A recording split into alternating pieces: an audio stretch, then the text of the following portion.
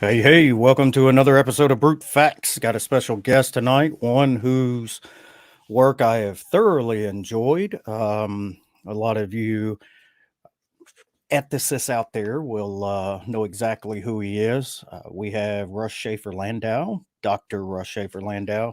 He has a PhD from the University of Arizona. He's a professor at University of Wisconsin-Madison. He's had several books that have made a huge impact. He has the Moral Realism, a defense, whatever happened to God and evil, which is more of a layman and student kind of book on morality.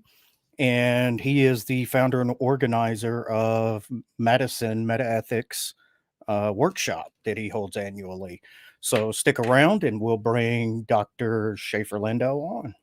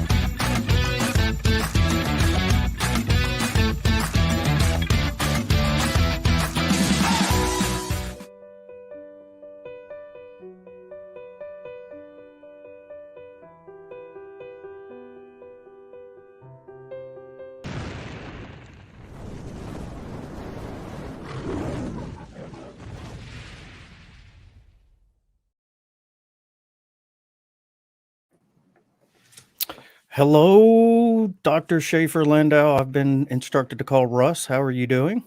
I'm just fine, thanks. How about you? I am doing fantastic. I really appreciate you coming on. So why don't you tell the audience a little bit about yourself, what you specialize in, if they don't already know? Yeah, so I'm a philosophy professor. I've been at the University of Madison, University of Wisconsin at Madison for about 20 years with a little stint at UNC Chapel Hill, where I was the director of the Ethics Center down there for a couple of years. I've been thinking about ethics, moral philosophy for my whole career, really, which has been a long one. I'm almost 60. And I am most interested in that area of moral philosophy called meta-ethics, where we think about what the status of morality is, whether it's all made up or whether there's some kind of objective foundation. If so, what it is, how we can come to know moral truths if we can, what kind of rational authority they might have over us, questions like that. That's me. Sweet.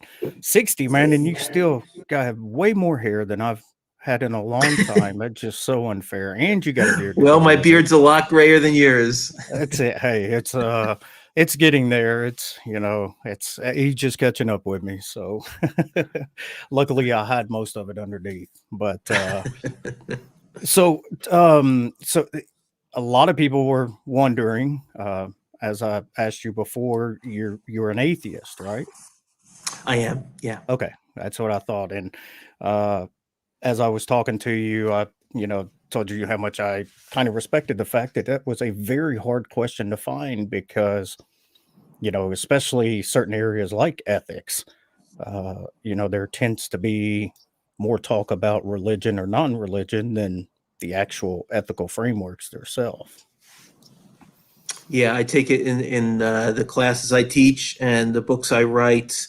At least the textbooks I write, I try not to tip my hand, and that's not difficult for me actually, because I think that even if you are a theist, you shouldn't believe that God say so makes things right or wrong.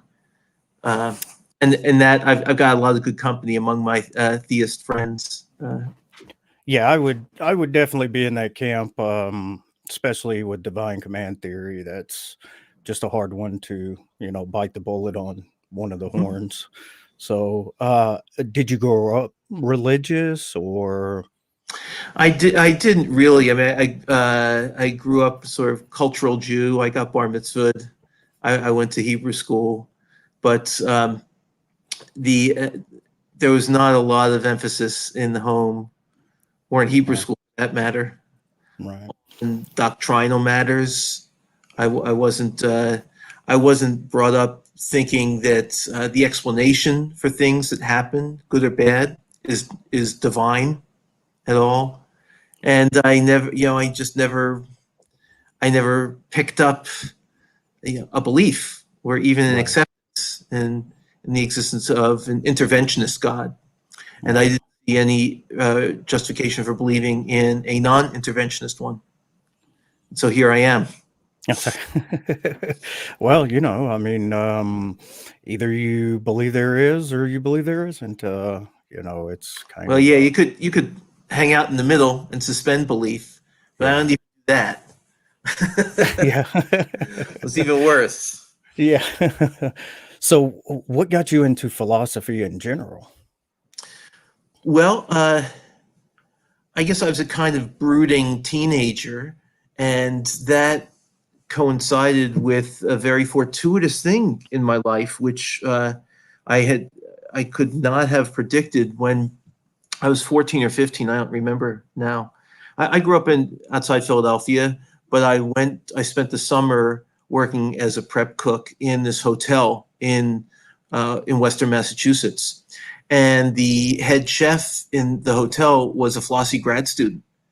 And I don't know why, but he saw something in me, even though I was, half his age. And he sort of took me under his wing and gave me some philosophy. He would talk to me about philosophical issues, and he gave me some Freud, some Nietzsche, some Camus to read, and I had never, just everybody who's had an experience with philosophy, just think about the first time. It can be mind numbing people, but for me it was kind of explosive, and I'd never been exposed to anything like this before, and I found it very interesting. And so I read philosophy on my own. We didn't have a philosophy course or anything like that in the high school I grew up in. And then I went to college thinking I wanted to be a philosophy major. So I took a course my first semester in philosophy and ethics, actually, and I hated it. So unfortunately, so I sort of dropped out of philosophy for a while. I even dropped out of college for a year because I wasn't sure what I wanted to do with myself and my studies. And then during that year off, I I rediscovered philosophy again. And then when I came back to college, I was really fortunate to find two amazing, brilliant professors, Martha Nussbaum and Rod Chisholm. And I just let myself be taught by them. They're so inspiring, and I found a real passion for philosophy. So, and then I haven't looked back. Yeah, it seems like story after story is real similar. It's like philosophy has these tentacles that kind of just reach out and grab people and absorb them. It's I Most people can slip away with ease, but yeah. can't. Yeah, that's right. I remember what really grabbed a hold of me because, when I was younger, if you'd asked me about philosophy, I'd be like, "Pfft, how worthless," and somebody was giving me the brain in a vat argument, and I'm like, that's the dumbest thing I've ever heard. And I started pondering it later, and I was like, wait a minute, how do I know I'm not a brain in a vat? How do so I was kind of just enthralled from that point about wanting to know, the deeper things. Yeah, Um, I so hear you. so you just kind of stumbled into ethics. It wasn't really something that. Well, it was. I didn't take any other ethics. I mean, I took a couple classes in ancient ethics with Martha Nussbaum, but other than that, I didn't take any ethics classes as an undergrad. And it wasn't until I went to grad school that I took some just straight up ethics courses. Well, I went to college just wanting to learn the meaning of life, and I figured the philosophy department would be the place where I would learn that. And it turns out it wasn't.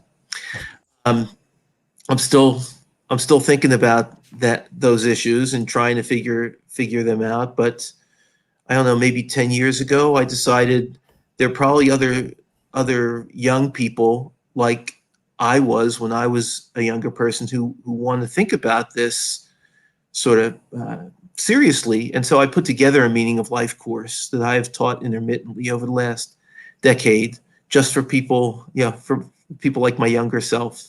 And hopefully it addresses some of their questions and gives them a basis for thinking about things on their own. Yeah. So, was there anything specific that geared you more towards meta ethics than normative ethics? Is it just a place you found that you that needed more work, or? Well, I don't know that philosophy needs my work at all. So I never thought of myself as like on a mission. I'm gonna, Yeah. this field needs me. It's that I just couldn't do without it. I never thought until my last year of grad school that I'd actually be a professor. That wasn't on my radar screen, really. I just didn't. I didn't. I looked at my undergraduate mentors. I looked at my graduate school mentors, and I thought, I'll never be as smart and as talented as them. And it turns out that's right. I am not. But I made peace with that. Yeah. And thought, well, I could still have a fulfilling life and career by working in doing what I can, the best I can in these areas. What is it that drew me to meta-ethics? I'm not actually sure, to tell you the truth. I just have long thought that we don't make it up. We don't get the final say. There's I don't individually. I recognized my fallibility, and I recognize that groups can be fallible too, no matter how big the group. So I always thought, well, if something's morally right, there's some reason to do it. Maybe not always overriding most powerful reason, but some reason to do it. And if that's so, then morality has got to be something more than conventional morality. Right. But what is it? And I don't know. Different people get totally fascinated by different questions, and I can't explain exactly why it is that the meta-ethical questions grabbed me in the way they did, but they did, and in grad school, I took a few courses in I took all the courses I could in meta-ethics. There was only one person there, Ron Milo, a great teacher, very humble man who taught those classes. And then I did a dissertation in that and in basically objectivity in ethics and in the law. And my interest in philosophy of law sort of waned a few years out of grad school, but the interest in meta-ethics has never done. So, real quick, if you don't mind, for the audience, the distinction between meta-ethics and normative ethics. Sure thing. Yeah. So normative ethics asks about the content of the standards of moral standards, of the standards of right and wrong, and of goodness and badness, and virtue and vice.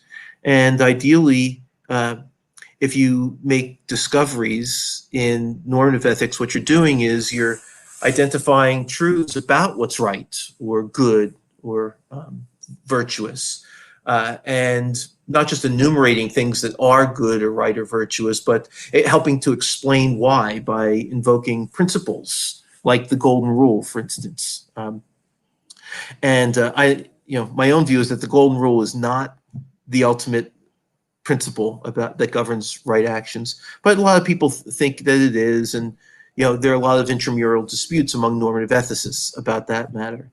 What meta-ethics does is it says that whatever it is that is the fundamental or the basic principle or principles of virtue, goodness, right action, let's zoom out and ask what are the status of those principles, rather than asking what is the content of those principles.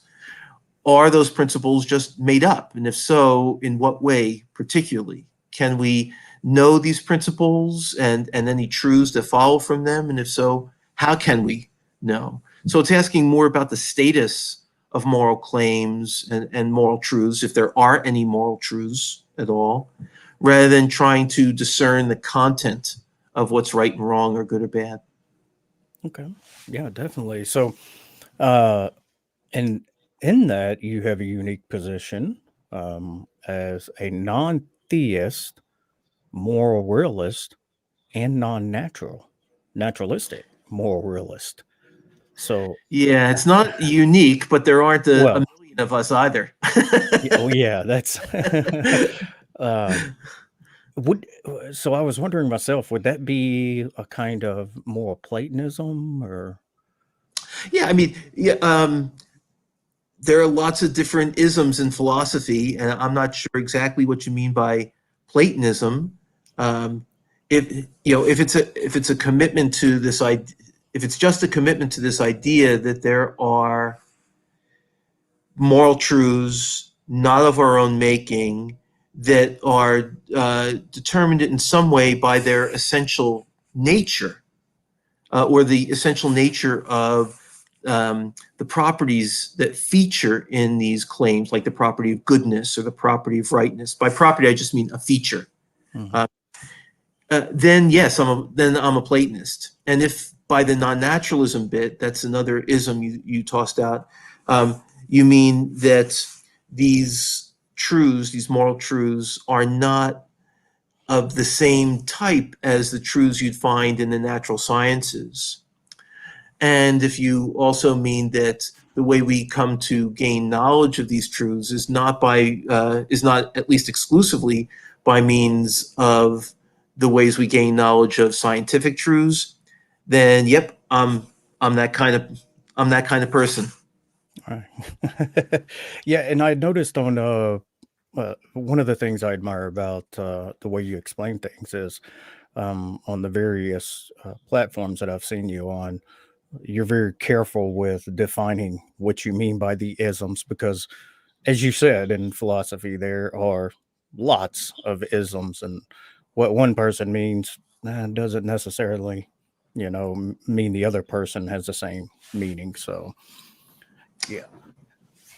Yeah, I was so with the moral Platonism, it was just more of that there are these objective facts that exist um, without necessarily some kind of grounding other than themselves is kind of where I felt, or my understanding of it. It's easier for me to kind of think of things in, a Platonic sense or non-Platonic sense, more materialist kind of view, having that distinction between the two. But what is most of the pushback that you would get? Oh, there's how much time do you have? Well, I'll tell you, when I wrote this book, Moral Realism: A Defense, almost 20 years ago, there were probably three other people who thought the way I think. They're non-naturalist moral realists. Now there are probably 13. Maybe there are 23 of them. I don't know. It's still not, it's hardly the dominant view in the field, but there are more people, at least, who take it seriously. And in any event, it's not dismissed out of hand in the way that it was just a generation ago. So that's good. But there are a lot of ways to push back against a view like mine. One way is to say that that morality is, I guess there are three basic ways of pushing against a view like mine. One is to say morality is just a bunch of BS, basically. It's just a fairy tale. It's a make-believe fiction. They're good, we can explain why people are acting as and talking and thinking as if things were really right and wrong. It helps to coordinate social expectations. It helps to make people feel better about their lives. It helps to enforce social dominance of certain in-groups as opposed to out-groups. There are a whole bunch of sociological and psychological explanations. But at bottom, it's just bunk. That's one way to push back. Another way is to say, no, morality is legitimate, but it doesn't commit to, it's not committed in any way to any objective truths or facts. Rather, morality is totally legitimate in the way that other kinds of social artifacts, sets of norms that are social artifacts, are legitimate, like laws or like rules of etiquette. It really is the case that some acts are polite and impolite. But of course, you have to relativize these judgments to the social mores of the society you're speaking about. And on that kind of view, there's no objective principles of the law or objective principles of etiquette. And morality on this view is just like that. So legitimate, it's not bunk, but it's not objective either. And then the last kind of view is to say, yeah, morality is legitimate, but you objectivists or you realists are, barking up the wrong tree, in that you think that what we're trying to do when we use moral language, when we think in moral terms, is we're trying to somehow describe the world or report a set of moral facts. That's not what's going on. What's going on is we're expressing our emotions or our convictions of one kind or another, our non-truth evaluable convictions. We're committing ourselves to plans of various kinds. What we're doing when we say, for instance, that genocide is immoral, is not trying to describe genocide in any way, like saying of genocide that it's got this feature, this property of being immoral. Rather, what we're doing is we're expressing our opposition to it and trying to get other people to share our emotional opposition to it. On that kind of view, morality, once more, is totally above board, is totally legitimate, but there's no such thing really as an objective world of moral facts and truths. It's just the world that science depicts and our more or less emotional responses to it that get conveyed in morality. So those are three basic ways of pushing back against a view like mine, and there are yet others. But I'm going to let you get a question in before I just going and going and going. That's fine. I'm learning from the teacher, so it's so on but your view. I agree with you in being a theist myself. Like I was talking about earlier, is even if I was an atheist, I'd still be a moral realist, because I'm not ready to bite the bullet, that certain things just aren't truly wrong. And so with it, I mean, looking at the different interviews you had about that very same thing, it seems to be kind of what compels you to hold to a realist position, having to kind of bite these bullets of arbitrariness for, these moral things that we think exist. Yeah, so that's one of the elements that I find very attractive about the view that I hold. Of course, it's the view I hold, right? But that is one of the elements that keeps drawing me back there. This objective, we could call it an objectivist element, according to which there are correct moral claims, and their correctness doesn't depend in any way on the attitudes that I or others have towards any of the elements of those claims. Now, other kinds of views that I describe try to, they sometimes try to capture that objective element. So you might have a view according to which, say, this is a so-called ideal observer view, according to which moral claims are true just in case they'd be in some way endorsed, or they reflect the endorsements of beings who are really souped up intellectually. They know all the relevant non-moral facts. They're completely rational. They're dispassionate. And you just take the responses of those folks. I mean, nobody is really like that, but those you take the actual responses of those hypothetical individuals, and those responses are the things that explain why it's wrong to kill. It's because someone who's super souped up like that would oppose killing. And even on that kind of view, which promises a very robust kind of objectivity for ethics, I think there are problems with that kind of view. And so it pushes me to go all the way and to say, yeah, ethics is objective. None of us gets to make it up, not even the hypothetical beings who are super, super smart and completely rational. Even, maybe they can't make a mistake, but that's not because their responses are determinative or the ground of, or that in virtue of which moral claims are true. It's rather, if they really are super ideal, all that means is that they can perfectly track a reality, a moral reality, not of their own making. And that's the view I take it. You've said that you reject a divine command theory, so I don't know if this is presumptuous of me, but it sounds like that's the view you take about God's attitude towards morality, namely God's an infallible recorder of a reality that's not of God's own making.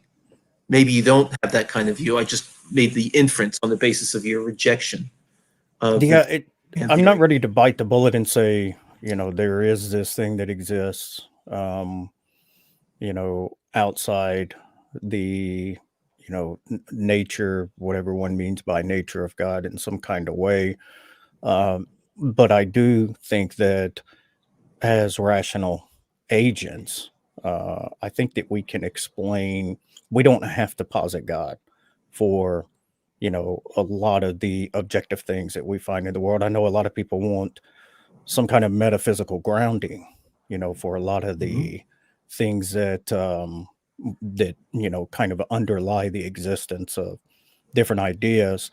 And at this point, I'm just not 100% sold. I haven't heard an meta-ethical framework that involves God that doesn't seem to have, glaring issues in it. So I'm kind of still up in the air a bit about exactly where I stand on it. Well, that's a very sensible place to be in philosophy. Yeah, I have come to love. People who aren't up in the air about a lot of things, are either total geniuses or they're grossly overestimating their candle power. Exactly. I've come to learn that agnostic is a very good word in philosophy. Just, I haven't worked it all out. I'm just kind of hanging out in the middle right now, trying to figure it out. Okay. Uh, so I've noticed that there seems to be a wave of moral subjectivist. I don't know. Is that something that you've noticed in academia? Is there? Well, Um, I've noticed it in academia. Yes, I have not noticed it uh, in philosophy. Uh, the the philosophical worlds that I inhabit, which is largely so-called analytic or Anglo-American philosophy. I mean, so I say so-called because these divisions are so blurry, and it's just not clear what people mean by analytic philosophy. To me, it's just philosophy that's written really clearly. yes. Uh, that's all. And so if you're studying Hegel and Fichte and you're writing really clearly, that's analytic philosophy. And so I don't really put much stock. In other words, I don't put much stock Yeah. in these kinds of terms. But in the stuff that I read and the people I talk to, I mean, there is a view that's taken. There are two views that are taken very seriously. That you might call subjectivist in some sense. One is the first view I canvassed earlier, the one that says morality is just all bunk. In some sense, it's subjectivist because what it says is that it's individuals are just making this all up. That's the sense in which it's subjectivist.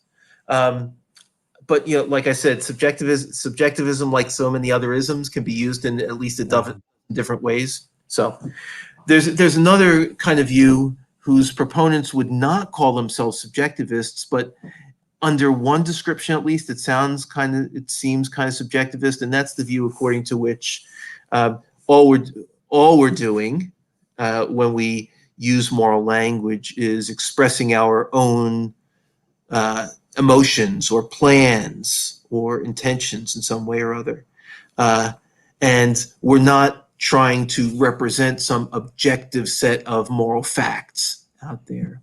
And that's a view that's taken very seriously by a number of really smart philosophers, as is the first view, the first view is what's come to be known as an error theory about morality, where most of us are trying to state the truth. We take the truth to be objective, but we invariably fail because there is no objective truth in morality.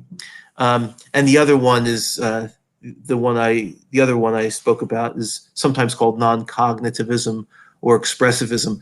I guess I'm loath to be the one to toss out yet more isms in just half an hour of conversation. So if you don't like to keep track of the isms, just forget about it. That's it's funny when you were mentioning that it's just all bunk. The first thing that came to mind was error theorist. Yeah. I have a couple of friends that are error theorists, and we kind of go back and forth. It's they're just anti-realist. There's just not any truth to the matter. And I have such a hard time wrapping my head around anti-realism, at least in this sense. It just going as far as to say we're in error to think that there's moral truths or things when I know this is kind of a cuss word in philosophy, but with intuition, I intuitively don't see how that position holds up. Yeah. Well, I'm a fan of intuition, so so we can talk about it till the cows come home, and I'm going to be totally fine. But I know other people are not. But in any event, I think what your error theorist friends are maybe thinking is this: that morality pretends to have some kind of authority over us. In fact, that's kind of baked in to the very idea. The thought is morality, unlike say the norms of etiquette, is supposed to be authoritative. When it comes to etiquette, if you've got somebody who says, etiquette, schmetiquette, I'll take it or leave it. Do I really need to set the fork on the left side of my plates? No, and I don't care. We don't think necessarily that there's anything wrong with a person like that. They certainly don't seem necessarily irrational, even if it's, in a very, very mild way, impolite. If someone, to take perhaps a better example, suppose someone starts talking to you with a mouthful of food, we could say, yeah, that's impolite. And they say, you know what? I agree, but big deal. I just don't care.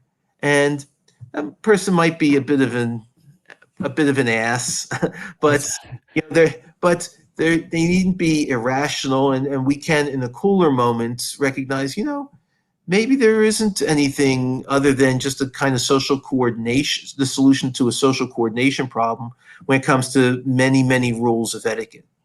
But people tend to have a different view about morality.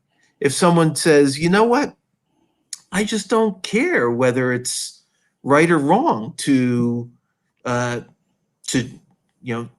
to pay my taxes, not to do my fair share in cooperative undertakings, or to keep my hands off people whose looks I don't like. We think, actually there's something seriously wrong about that person. We're not inclined to just shrug things off in our assessments in the way we might do when it comes to people who break the rules of etiquette. So that's all by way of trying to say there does seem to be something especially authoritative about morality, and error theorists pick up on that. What they say is, yeah, there's purportedly something authoritative, but we can't make sense of that authority. And sometimes the authority is meant to be just captured by the objectivity of morality, and they just cannot see, how could ethics be objective? How could it be that no one authored the rules of morality? I just don't get that. But sometimes the same people, but in some cases different people, level a different objection. It's related, but it's different, and that is, ethics is supposed to be in some way rationally authoritative, such that if you act contrary to what's right and wrong, you're acting contrary to reason, or at least a really good reason. But how can that be? These people have the following kind of view about reasons, namely, reasons are all based in what we care about, what we want. So if you've got somebody who just doesn't care about being polite, then they don't have a reason to be polite. And they don't care about anything that politeness can get them. Then they don't have a reason to be polite. Ditto for morality. If you don't care about doing what's right and wrong, and you don't care about suffering any kind of ostracism or negative criticism for ignoring morality, then you are not being irrational. You're not acting contrary to reason, because all our reasons come from what we want. And yet, and here's the last bit, and I'll hand it back to you, and yet those people who believe in morality are committed to this idea that there is some kind of special reason-giving force to morality, such that no matter what you want, there's still reason for you to do the morally right thing. And these error theorists just scratch their head and say, I don't get that. I cannot make sense of that. And therefore, since there's this authoritative element just baked right into morality, and since there isn't any such authoritative element, really, then morality is just founded on an error. The whole edifice collapses. It's built on sand, this kind of authority that doesn't really exist. So what kind of role does intuition play in an error theorist? Well, for error theorists, they would very likely poo-poo intuition. And what they'd say is, look, you folks on the other side, you realists, you're in the grip of a false ideology that is founded on unreliable intuitions. You realists, like you, Eddie, and me, Russ, you start your thinking off by having an intuition, being struck in a way, intellectually struck by an impression that some things are wrong, and perhaps just wrong simply. Not wrong because I disapprove of them. I disapprove of them because they're wrong. and independently of my attitude, and they're wrong. Even if my society came to believe all of a sudden that not all of a sudden that that's well that even if everyone in society but me came to think, you know what, some form of very strong racism is actually morally called for, they'd still be wrong. And there'd be little old me in the wilderness. Not that I'm some kind of moral paragon. I'm just trying to draw the point that even group unanimity is not enough to make it the case that the object of their consensus is right, morally right. They could be mistaken about that. And those of us on our side, as your side, my side, Eddie, what we often do is we rely on intuition to support our convictions that some things really are right, some things are really wrong. And then the error theorist comes along and says, you know what? I can debunk those intuitions. I can explain where they came from without having to assume that your intuitions are correct. You just have these really strong intellectual impressions that some things are right and some things are wrong because of the way your parents raised you, or because of what you see in the media, or because of the friends you hang out with, or the things you read. And so your intuitions are not really credible. They're not credible. Just imagine that you were living 500 years ago in some society that condoned slavery. You really think you'd have the intuitions you do now? So goes the argument. No, you wouldn't. And what that shows is that intuitions are just variable, and they reflect the circumstances in which they were formed. Different circumstances, different intuitions. Don't trust your intuitions to give you any insight into any kind of objective moral reality. There isn't any. Right. That's how's that? Am I doing pretty well for the error theorist? Yeah, fantastic. That's I feel like I'm arguing with my friend now. Of course, I give him the old jab and trope. You may be an error theorist, but you don't live like one. Well, okay, Eddie, I don't think that's fair. I mean, I don't know what the trend is. But what, an error theorists, I know most of the error theorists who are professional philosophers in the world. And 201, they're good people. Now, of course, they might say, yeah, I'm pretty good, but I'm not morally good. I mean, I don't go out and hurt people and stuff like that, but I don't think that earns me or anyone else really the description of being morally good or virtuous. I'm just, I don't want to hurt people. I do want to be, on good terms with other people. So I keep my promises. I don't lie to them. I don't smack them around. But that's not because it would be morally wrong to do these things. It's because it would be counterproductive to what I'm interested in getting out of life. So you could be an error theorist and as a matter of fact, a very good person, and be totally consistent. Yeah, let me clarify. I might have just skimmed through that one too quick. No, what I mean is not their personal behavior and morality, but how they view a lot of things from an objective nature, yet they deny the kind of objectivity is. And it's just an old apologist trope. It's not one that I care about myself. It's just to jazz them up and get them started. But yeah, it's yeah. So kind of like the ones who say, well, if you don't believe in God, then how do you know what's moral and what's not? And it's like, well, either it's objective or it's not, whether God exists. So we can all have morality, and we can do good things. We're just, when you talk about God, you're going to metaphysics. You're trying to find a way to explain the objectivity. It doesn't mean it doesn't exist. And that's one that really gets me a lot, is how people think that you have to actually have a belief in a God to be moral. That makes no sense whatsoever. It almost shoots the person in the foot if they wanted to go any further, with the moral framework that they have. So you're preaching to converted here, Eddie, as you probably know. Do I? You're preaching to the converted, at least when Yeah, you're it's on that point. Yeah. oh, I have a couple of anti-realists in the audience, and so it's all fun and jabs. It's, at the end of the day, we all just try to make the best sense out of the reality that we experience, and I think it's a lot less my view is right and yours is wrong, as this is what makes sense to me, that's what makes sense to you. Mm-hmm. So back to the intuition thing. That's why I think intuition is so powerful, because even if you're empirically minded, at some point it's just going to seem to you that something is true.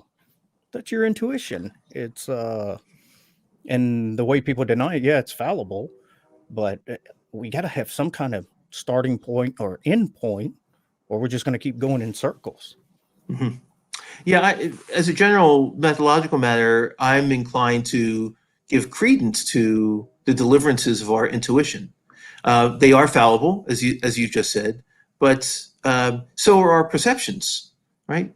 Perception is fallible, but nevertheless, it seems like a good starting point for a lot of for the formation of a lot of our beliefs, and so too with intuition. And just as with perception, if you want to say, no, someone says, that tablecloth is red, and the other person says, no, it's not.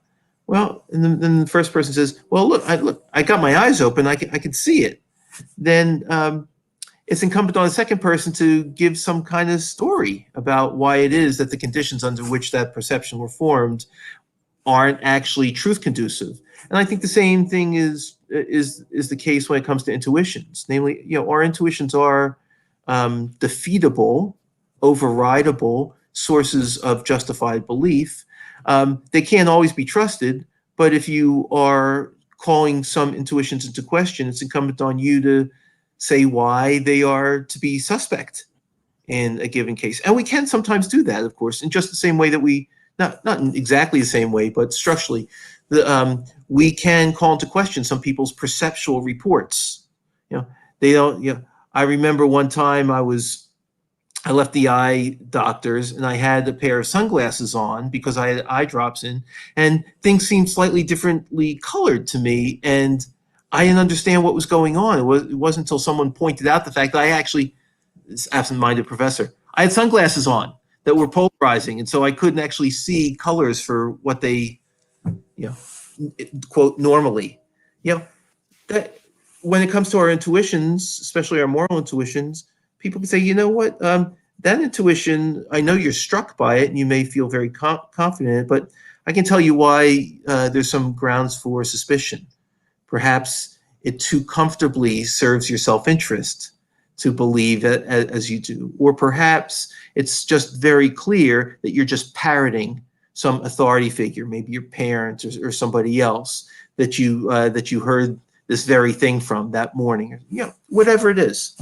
But I think that's the attitude we should take towards all of our sources of justified belief. Namely, none of them are infallible, but Right. there are many such sources. They can be trusted, except when we've got grounds for thinking that they shouldn't be in a given case. But to toss them out wholesale, toss intuition out wholesale, seems to me to be as problematic as tossing perception out wholesale. Right.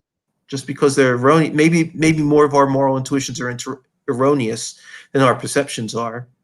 I'm willing to grant that, actually. Wow. But that doesn't mean that intuition should be tossed out whole cloth. And that's a good thing with me being epistemically a probabilist. I don't have to have certainty. I don't need certainty. If it's generally reliable and I can come to, a decent probability that it seems true to me, I feel justified and I feel I can have knowledge about it. And I don't understand, how people, argue against intuition and perception or fallibility of the senses. It's like it's an axiom. It's axiomatic. We have to start with something. How do you know the real world exists? I have to assume it does. It seems like it does. I have no reason to question that it doesn't. So it's fun. One thing I like about philosophy is, or I have a love-hate relationship is they question the obvious things. And it's like, sometimes we just get stuck in this circle of trying to explain everything, and it's, well, how do you justify that? Well, how do you justify that? Well, how do you justify that justification? And I'm just like, just stop. Just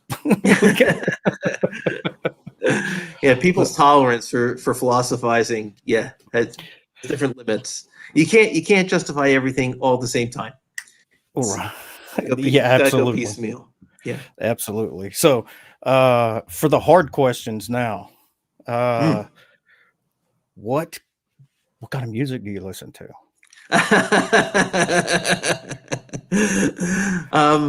I listen to a lot of classical music, and I listen to. I used to listen to a lot of prog rock. I was actually in that year. I after I dropped out of school and took a year off of school. I was a drummer in a prog rock band, so I listened to that. I don't listen to a lot of music that's made now. By now, I mean the last 20 years.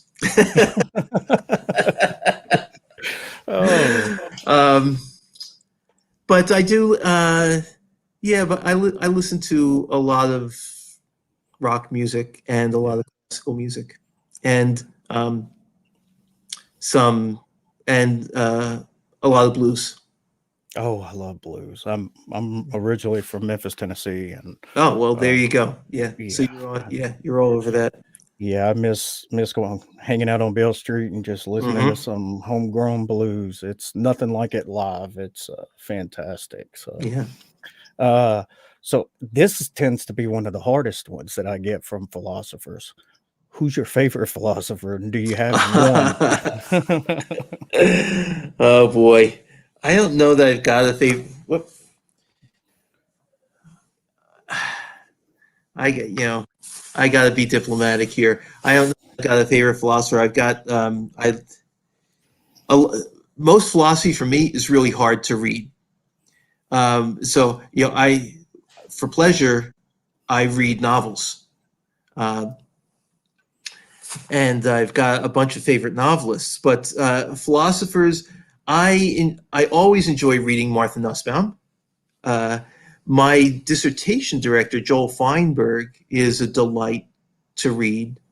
Um, Among some of the younger folks who are writing now, David Enoch has a lovely style. He's very trenchant and deep, I think, as a thinker. Mark Schroeder's Slaves of the Passions book was an amazing read. There's so many cool ideas per page.